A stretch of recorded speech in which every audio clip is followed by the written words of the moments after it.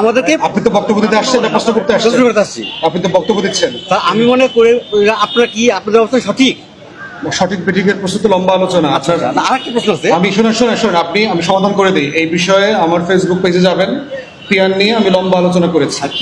পিয়ারের বিষয়ে আমি লম্বা আলোচনা করেছি। দেশের মানুষকে আপনারা এত মূর্খ মনে করা ঠিক না। আমরা মূর্খ মনে করি। হ্যাঁ, বাংলাদেশের বড় বড় দল আমাদের জনগণকে স্টুপিড গাধা গরু মনে করে। তারা মনে করে তারা বুঝে না। ভাই, আপনারা চাঁদাবাজ আর চাঁদাবাজি যে করে না, এই দুই লোকের পার্থক্য বুঝেন কিনা জিজ্ঞেস করেন। অবশ্যই আমি দেখলাম। কেন বুঝবে না এটা? পুরো বক্তব্য কে কোন দলের কে গুন্ডামি করে, কে টেম্পো স্ট্যান্ড দখল করে আর কে করে না, এটা এলাকার মানুষ বুঝে না। তাহলে তারপরে দলগুলো নমিনেশন দিচ্ছে না? দিচ্ছে তো। কিন্তু ওইখানে আমার মনে হয় এটা একটা পিয়ারের কোন সমস্যা নেই। ব্যাপার আছে। আমি ধন্যবাদ।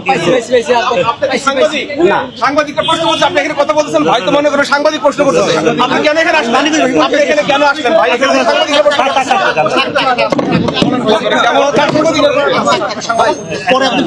আপনি এইভাবে একজন লোককে সাংবাদিকরা প্রশ্ন শিখাতে আপনি কথা বলছেন কেন?